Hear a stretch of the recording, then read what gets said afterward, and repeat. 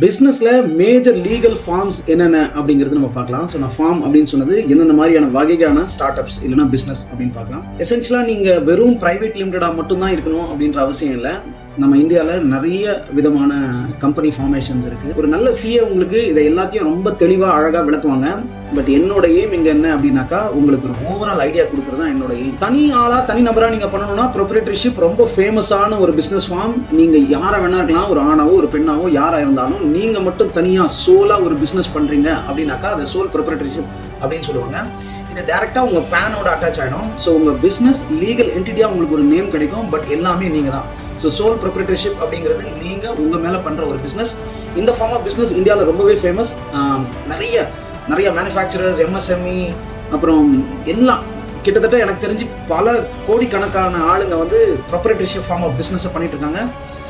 இதில் உங்களுக்கு நிறைய அட்வான்டேஜ் என்ன அப்படின்னாக்கா, எது இருந்தாலும் நீங்கள் தான் பொறுப்பு. நீங்கள் ஒரு ஆள் தான், தனியாக நீங்கள் ஒரு ஆள் தான் அந்த பிஸ்னஸை மேனேஜ் பண்ணணும். ஸோ நீங்கள் லோனோ இல்லை வேறு ஏதாவது வாங்கும்போது உங்களோட டேர்ன் ஓவர் இல்லை உங்களோட டிரான்சாக்ஷனை பொறுத்து உங்களுக்கு வந்து பிஸ்னஸ் லோன் இல்லைனா வந்து ஸ்கேலபிலிட்டி நடக்கும்.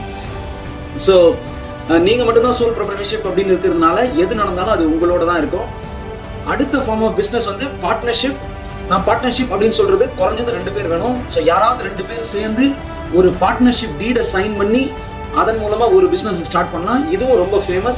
இதில் இன்னொரு அட்வான்டேஜ் என்ன அப்படின்னாக்கா, நீங்கள் இந்த மாதிரி ஒரு பார்ட்னர்ஷிப்போ இல்லை ப்ரொப்ரைட்டர்ஷிப்போ நீங்கள் ஃபார்ம் பண்ணணும்னா உங்களோட லீகாலிட்டிஸ் அண்ட் இனிஷியல் ஃபார்மேஷன் வந்து ரொம்ப சிம்பிள். ரொம்ப வேகமாக இந்த கம்பெனி ஃபார்ம்ஸ் வந்து நீங்கள் ஸ்டார்ட் பண்ணிடலாம். ஸோ பார்ட்னர்ஷிப்பில் வந்து உங்களோட லைபிலிட்டி வந்து 2 பேருக்கு நடுவில் இருக்கும். ஸோ யார் ஒரு பார்ட்னரோ அவங்க 2 பேருக்கு. ஸோ பார்ட்னர்ஷிப்க்கு நீங்கள் நம்பர் ஆஃப் பார்ட்னர்ஸ் இன்க்ரீஸ் பண்ணுறது உங்களுக்கு பொறுத்தது. மினிமம் 2 பேர் வேணும். மேக்ஸிமம் எத்தனை பேர் வேணால் நீங்கள் இன்க்ரீஸ் பண்ணலாம். ஒரு நல்ல சிஓட அதை பற்றி தெரிஞ்சுங்க. இந்த 2 ஃபார்ம் ஆஃப் பிஸ்னஸுக்குமே உங்களுக்கு வந்து பிஸ்னஸ் அப்படின்னு ஆனதுனால ஒரு சர்டன் டேர்ன் ஓவரை தாண்டினதுக்கப்புறம் நீங்கள் கண்டிப்பாக ஆடிட் பண்ண வேண்டியிருக்கும். உங்கள் ஐடி ஃபார்ம்ஸ் எல்லாம் நீங்கள் வருஷம் ஃபைல் பண்ணும்போது. மற்றபடி எல்லா ஃபார்ம் ஆஃப் பிஸ்னஸும் இதுலேயும் பண்ண முடியும். ஃபார் எக்ஸாம்பிள், நீங்கள் ஜிஎஸ்டி எடுக்க முடியும், இம்போர்ட் பண்ண முடியும், எக்ஸ்போர்ட் பண்ண முடியும், அப்புறம் நீங்கள் எம்எஸ்எம்இ ரெஜிஸ்ட்ரேஷன் சர்டிஃபிகேட் வாங்க முடியும், நீங்கள் தனியாக ப்ராடக்ட்ஸை பில்ட் பண்ண முடியும், இ-காமர்ஸ் பண்ண முடியும். ஸோ இதில் எதுலேயுமே உங்களுக்கு எந்த ஒரு தடையும் கிடையாது. ஆனால் அதை தாண்டி நிறைய ஸ்கேல் பண்ணி நீங்கள் கொஞ்சம் பெரிய கம்பெனியாக கொண்டு போகும்போது இந்த மாதிரி சோல் ப்ரொப்ரைட்டர்ஷிப்போ அல்லது பார்ட்னர்ஷிப்புக்கோ ரெகக்னிஷன் கொஞ்சம் கம்மியாக இருக்கலாம். But still nothing wrong. இனிஷியலாக நீங்கள் இந்த விதத்தில் ஸ்டார்ட் பண்ணி அதுக்கப்புறம் நீங்கள் மைக்ரேட் பண்ணிக்கலாம். ஏன்னா நீங்கள் அன்சர்டனாக இருக்கீங்க அப்படின்னும் போது இந்த 2 ஃபார்ம் ஆஃப் பிஸ்னஸ் ரொம்ப சுலபம். லீகல் கம்ப்ளைன்ஸும் ரொம்ப ரொம்ப கம்மியாக இருக்கும். So that you can start and move on. பார்ட்னர்ஷிப்பில் இன்னொரு நல்ல விஷயம் என்ன அப்படின்னாக்கா, நீங்கள் பார்ட்னர்ஸ் இன்க்ரீஸ் பண்ண உங்களோட லைபிலிட்டிஸ் ஸ்பிளிட் பண்ணலாம். அட் த சேம் டைம் ப்ராஃபிட்ஸையும் நீங்கள் ஷேர் பண்ண வேண்டியிருக்கும். அதுக்கான டீட்டெயில்ஸ் எல்லாத்தையும் ஒரு பார்ட்னர்ஷிப் டீடில் நீங்கள் சைன் பண்ணிவிட்டு அதை அமெண்ட் பண்ணிவிட்டு நீங்கள் போயிட்டே இருக்கலாம். அடுத்த ஃபார்ம் ஆஃப் பிஸ்னஸில் வந்து single person entity, single person private OBC அப்படின்னு சொல்லுவாங்க. அதுக்கு நீங்கள் எம்சிஏ மினிஸ்ட்ரி ஆஃப் கார்ப்பரேட் அஃபேர்ஸில் கண்டிப்பாக ரெஜிஸ்டர் பண்ணணும்.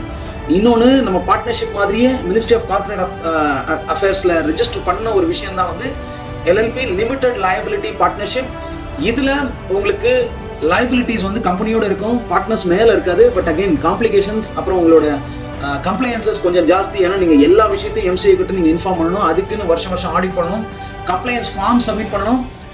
அகெயின் இங்கேயும் நீங்கள் வந்து வளரும் போது லோன் அந்த மாதிரி விஷயங்கள் போகும்போது LLP between LLP and private லிமிடெட்னு வரும்போது பிரைவேட் லிமிடெடுக்கு நிறைய ஆப்பர்ச்சுனிட்டிஸ் இருக்கு.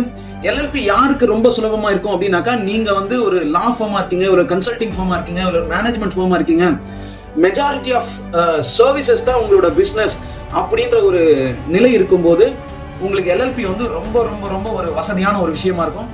ஏன்னா உங்க பார்ட்னர்ஸை நீங்க இன்க்ளூட் பண்ண முடியும், உங்களோட ப்ராஃபிட்ஸை ப்ராப்பராக ஷேர் பண்ண முடியும்.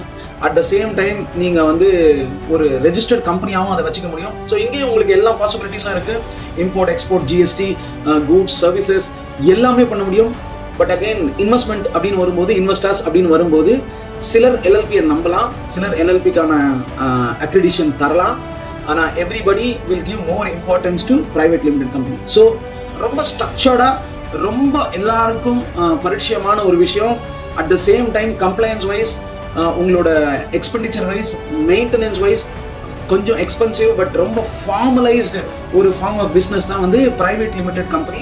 அகெயின் இந்த பிரைவேட் லிமிடெட் கம்பெனியும் வந்து 2 டைரக்டர்ஸ் அப்படின்னு சொல்லுவாங்க. 2 பேர் மினிமம் தேவை ஒரு கம்பெனியை ஃபார்ம் பண்ணுறதுக்கு.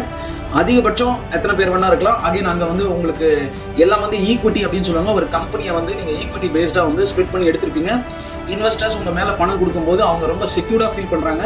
ஏன்னா அவங்களுக்கும் வந்து ஈக்விட்டி வரும். பிளஸ் இதை தாண்டி நிறைய company rules, company secretaryship laws இதெல்லாம் வந்து பிரைவேட் லிமிடெட் மேல அப்ளை ஆகிறதுனால இன்வெஸ்டர்ஸ் ரொம்ப ப்ரொடெக்டடா ஃபீல் பண்றதுனால ரொம்ப தைரியமா இன்வெஸ்ட் பண்ணுவாங்க. Most of the investors private limited கம்பெனியை ட்ரஸ்ட் பண்ணுவாங்க, ட்ரஸ்ட் பண்றாங்க. அப்புறம் உங்களுக்கு இன்வெஸ்ட்மெண்ட்ஸ் அண்ட் லோன்ஸ் கிடைக்கிறதுலாம் வந்து ரொம்ப ரொம்ப சுலபம்.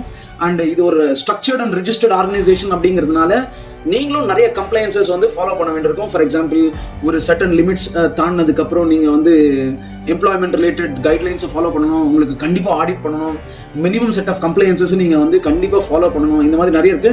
பட் அகைன் இது மேனேஜ் பண்ணுறது ஒரு ஒரு ஒரு எக்ஸ்பென்சிவ் அஃபேராக இருந்தாலும் ரொம்ப க்ளீன் அண்ட் நீட்டாக உங்கள் பிஸ்னஸ் பண்ணுறதுக்கான ரொம்ப சுலபமான வழி ஒரு பிரைவேட் லிமிடெட் கம்பெனி.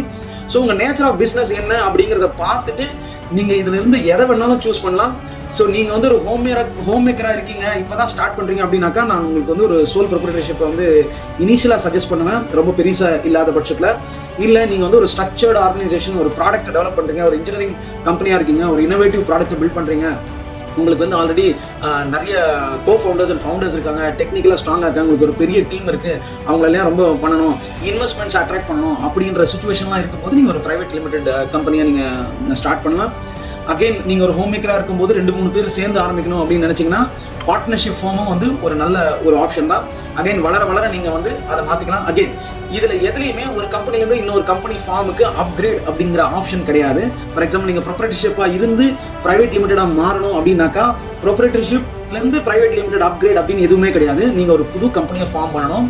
அதுக்கு சில லீகல் ப்ரொசீஜர்ஸ் இருக்குது. இந்த கம்பெனி அந்த கம்பெனியோட இணைக்கிறதுக்கோ இல்லை அப்சர்வ் பண்ணுறதுக்கோ இல்லை இந்த அக்கௌண்ட்ஸ் புக்கெல்லாம் அந்த அக்கௌண்ட்ஸ் கூட சேர்க்கறதுக்கு ப்ரொசீஜர்ஸ் இருக்குது, அதை ஃபாலோ பண்ணுங்க. But it's not a straight forward process. டேரெக்டாக இந்த கம்பெனிலேருந்து நம்ம அந்த கம்பெனிக்கு போயிடலாம் அப்படிங்கிற மாதிரி கிடையாது. இதில் ஏபிசின்னு ஒரு நேம் வச்சிருந்தீங்கன்னா அதுலேயும் ஏபிசி அப்படிங்கிற நேம் தான் வைக்கணும்னு அவசியம் இல்லை, கிடைக்கும் அப்படின்றது கேரண்டியும் கிடையாது. ஸோ அதனால நீங்கள் வந்து இனிஷியலாக ஃபார்ம் பண்ணும்போது உங்களோட சூழ்நிலைக்கு தகுந்த மாதிரி கம்பெனி ஃபார்மேஷன்ஸை பண்ணுங்க, ஸ்கேல் பண்ணுங்க. எது எப்படியோ பிஸ்னஸ் பண்ணுறதுன்றது ரொம்ப முக்கியம்.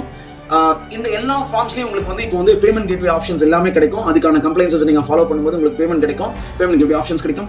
ஸோ பேமெண்ட் கேட்வே ஆப்ஷன்ஸ் கிடைச்சனால நீங்கள் ஈஸியாக காமர்ஸ் மாதிரியான பிஸ்னஸை நீங்கள் சுலபமாக பண்ண முடியும். எம்எஸ்எம்இ ரெஜிஸ்டர் பண்ணுங்க, இருக்கிற நிறைய லோன் அண்ட் ஃபீச்சர்ஸ் அவைல் பண்ணுங்க. உமன் ஆண்டர்பிரினராக இருந்தால் உங்களுக்கு எக்கச்சக்கமான ஆப்பர்ச்சுனிட்டிஸ் இருக்கு. கிட்டத்தட்ட சப்சிடியே வந்து 30%, 35% வரை உங்களுக்கு சப்சிடிஸ் இருக்கு கவர்மெண்ட் ரிலேட்டட் ஆப்ஷன்ஸ்ல.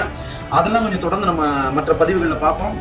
ஆனால் இன்னைக்கு நிறைய பேருக்கு ஒரு குழப்பம் இருக்கும், எந்த மாதிரியான கம்பெனியை நான் ஸ்டார்ட் பண்ணணும், யார் கிட்ட நான் போய் இதை கேட்கணும் அப்படிங்கிறத. ஸோ இது வந்து ஒரு ஜென்ரல் ஓவர்வியூ, எந்த மாதிரி ஒரு கம்பெனி ஸ்டார்ட் பண்ணலாம் அப்படிங்கிறது. எது இருந்தாலும் பிஸ்னஸ் பண்ணுங்க, ஸ்டார்ட் பண்ணுங்க, அதுக்கப்புறம் கொஞ்சம் கொஞ்சமாக வளருங்க. இது போல பிஸ்னஸ் வீடியோஸ்க்கு நம்மளை ஃபாலோ பண்ணுங்க. உங்களுக்கு தேவையான டாபிக்ஸ் ஏதாவது இருந்தால் அதை கமெண்ட் பண்ணுங்க. வெல்வோம் அப்படிங்கிற ஒரு கம்யூனிட்டியை ஃபார்ம் பண்ணி நம்ம ஸ்டார்ட் அப்ஸ் அண்ட் பிஸ்னஸ்க்கு தேவையான எல்லா ஹெல்ப்பும் பண்ணிட்டு இருக்கோம். அது என்ன மாதிரியான இருக்கலாம், ஸ்டார்ட் பண்ணுறதா இருக்கலாம், இல்லை வளர்க்குறதா இருக்கலாம், மார்க்கெட்டிங்காக இருக்கலாம், இல்லை சேல்ஸ் கன்சல்ட்டிங்காக இருக்கலாம், எதுவாக வேணா இருந்தாலும் அந்த வெல்வோம் அப்படிங்கிற கம்யூனிட்டியோட நம்ம கொடுத்துட்ருக்கோம். இதில் நிறைய எக்ஸ்பர்ட்ஸ் கம்யூனிட்டியில் இருக்காங்க. ஸோ உங்களுக்கு எந்த மாதிரியான ஹெல்ப் வேணுமோ அந்த மாதிரியான ஹெல்ப் நம்ம கொடுக்க போகிறோம். தொடர்ந்து பாருங்கள்.